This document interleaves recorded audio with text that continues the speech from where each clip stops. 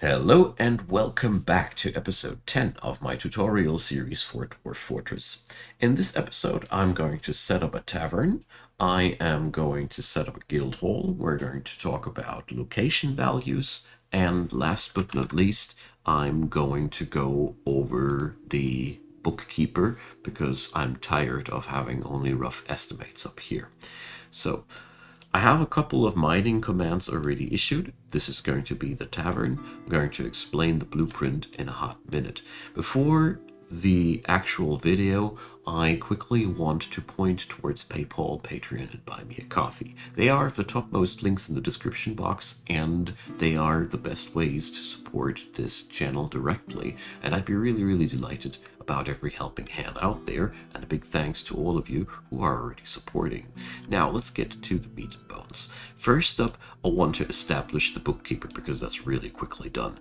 I have here set up a office. Basically, you could go for the same trick that we have had before, just plant out a chair somewhere out there and you can declare that also as an office, but I figured we're going to go for once for a real office. So you paint it like that, then you accept it. We're going to use that in a second because now we're going over to the nobles menu, and here you're going to assign your bookkeeper. I have nobody with relevant skills available. That doesn't really matter. We're going to pick up anybody who's not on a really important task. Let's pick the fish cleaner. As you see here, she requires a study. So we're going to do that. You click there and we assign that to our bookkeeper. So you can configure the bookkeeper to different precision levels, which has, to my knowledge, no real effect. She's now going to sit a moment in her office, and after a while, as you will see, numbers get more precise. And over the course of the time, as with all of the dwarfs, she will get better at what she is doing there. She's right now updating stockpile records, and that's all you need to know about that. Moving on to the poor person that failed to make an artifact. No. Moving on over to the tavern. So, the tavern area, the most important thing to note first up is you need a 5-on-5 place that's not interrupted by anything, just like with the temple. In the tavern, your dwarfs want to dance and have fun. Therefore, you'll have to take care for this need. Apart from that, you will declare the tavern by issuing a meeting area over that zone that's supposed to be the tavern. You accept that, you click that plus sign again, and you assign it to a tavern. Congratulations, you are now proud owner of a tavern. So this is the very first thing. We're going to issue also a little bit of a digging job because you can also assign the tavern with bedrooms so they get rented out to guests, so to say. When you check out the tavern here, you can configure it with the magnifying glass icon, and as you see here, there's a couple of things that are desired by the people, and to get anything going here we need chests, and we need to assign a tavern keeper. And for these things to happen, we go into the work order menu, and I think I haven't ordered chests yet, so I strongly recommend you to order you at some point chests. You can not find chests or chests made out of stone by searching for chests. If you want chests made out of stone, you need to look for coffers. I personally love these because they work in every aspect like a chest, but they are being made out of a very available material. So we're going to order these because we're going to require chests in various areas of our fortress. So we're going to install doors here to have this area sealed up. And now I'm going to go and assign a couple of stockpile zones. So here into the corner goes one stockpile zone for drinks. So you go into food, you assign drink, click all, and now we go on over here and go upstairs to our kitchen. I have that on the hotkey F2. And now I order to take drinks from this big old stockpile here, so we have that permanently available. All right, so now we have that. The next thing we do is we're going to assign a chest in here. Well, we'll have to wait until it has been built, but the chest will be automatically filled with drinking utilities. The next thing you need, you assign a tavern keeper. The person in here will keep the people entertained and will also give them booze to drink. So this is a really double-edged sword, because inebriated people, they sometimes tend to have a brawl, and there are quite legendary stories about taverns spiraling into chaos. So if you don't want that, you never ever establish a tavern keeper, you don't build a chest in there, and you just establish another stockpile zone where you go for this. You go into the finished goods area. First you go for all, then here we X everything out, and then we only allow goblets. This way, goblets of every quality will be allocated here in the stockpile. This is what dwarves want to enjoy their drink in. And to actually make them, you're going to go over into the work orders, and you go for jugs. Mugs. Rock mugs. That's what you require. Jugs or something else. Don't do jugs. Jugs don't work. Rock mugs. These are goblets made out of stone. And again, stone is a very, very available resource. So we go for that. Make sure that they're always available and they're being made at the Crafts Dwarf's workshop. If you don't mind the risk of inebriation and you do like action, I strongly recommend you to. You set up a chest as soon as it's done, that is. And then you get the tavern keeper in there, and that's all you need to do. After that, your tavern will be a wonderful place where people will have parties. With or without the tavern keeper, that's the thing. The tavern keeper will also talk with outsiders that visit your fortress, so he will also pick up rumors from the outside, and also sometimes people come into the fortress to steal your stuff. If you don't want all of that, you can just configure the tavern to be allowed for citizens only. So that's a neat little trick that people like to go for when they want to have their peace. So somehow this mining job doesn't get done, it doesn't matter. If you want to assign a room to the tavern, you pick the bedroom in question, you select the plus sign here, and now you assign it to the tavern by clicking to this. So this bedroom is now part of the tavern.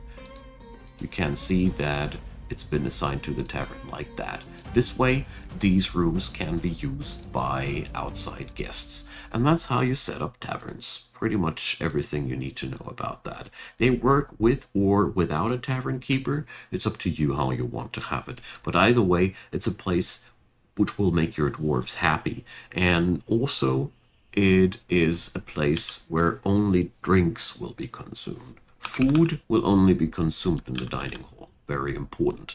Now, next topic, guild halls. Guild halls are a lot less complicated than the taverns are. So a guild hall is just like a temple, quickly assigned, and it doesn't require really pretty much anything inside there. It just does give your dwarves a place where they can practice their crafts, talk with each other, and yeah, enjoy the crafts and everything like that. To assign a guild hall, you go on over into the meeting area again, and you assign this area there. Always include the walls, it's very important.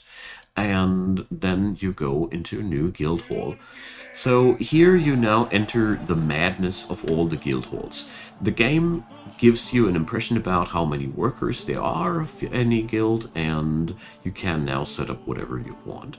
I highly recommend you to go for something where people are actually working. So here I'm going to go for the stone workers, and every time 10 workers of a certain job come together in your fortress, they will go and petition at your petition you to establish a guild hall for them. Before that, the guild hall is voluntary. It's just another meeting spot for your dwarves where they can hang out and have some fun. To make the guild hall compatible for the entirety of the fortress, make sure that you configure it away from only members can visit, and you open it up for all the citizens. Or if you are up for the action fortress, you go and you make it for all visitors welcome. But I highly recommend to make it at least for citizens, because the real fun part about it is this guild hall now will attract all manner of different people, and they will then talk with the stoneworker inside there and learn about something about stoneworking.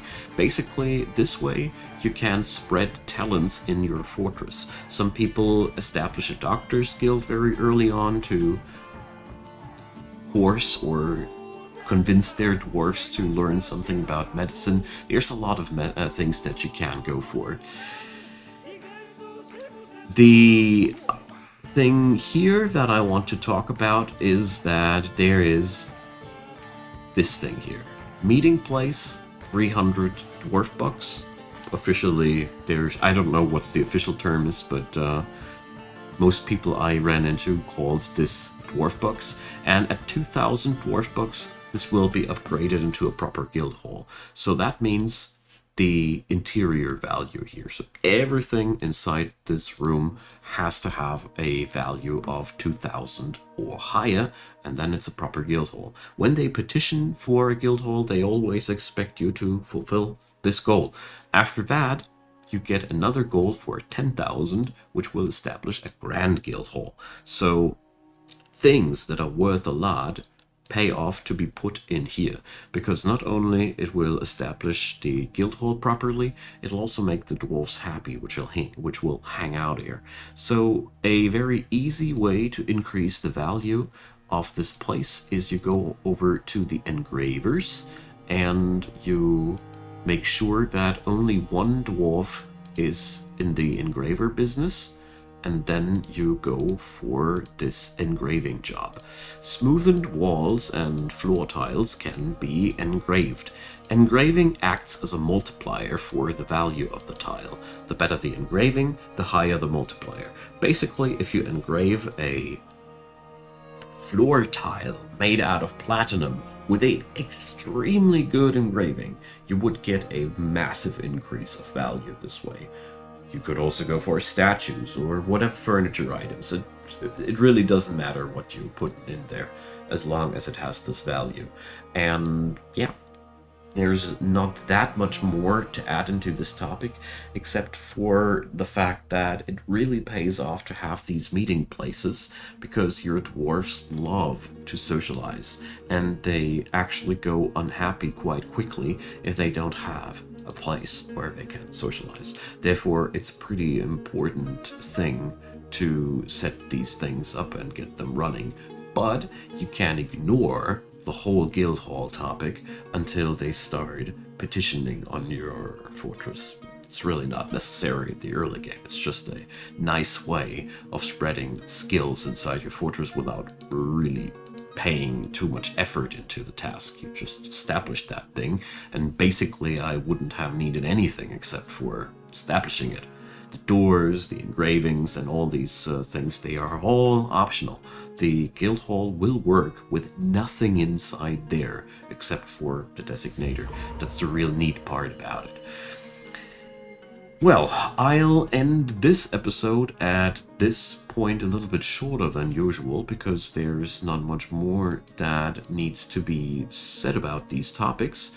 The tavern, as a last word here, is something that you should establish alongside with the dining hall as soon as possible, because it's again a place for your dwarves to socialize and be happy, and it really mitigates those problems that come alongside with the life. For example, if people don't get their artifacts done because they lack things that they need for their artifacts. So, my good friends, I'll be outroing here at this point. I am very, very grateful for your company. I hope you enjoyed the ride. And as usual, feel free to drop me your comments and leave a thumbs up if you enjoyed. Consider subscribing. And next episode, we are going to go over some new exciting topic. I'm not sure if we're going to go for libraries already or for well construction. Either one of those topics. I haven't made up my mind yet. So, if you are new to this series, there is a playlist link down there to all manner of different info material to Dwarf Fortress, and if you want to have more, that's where you gotta go. So, my friends, I thank you for watching. See you all next time. Goodbye.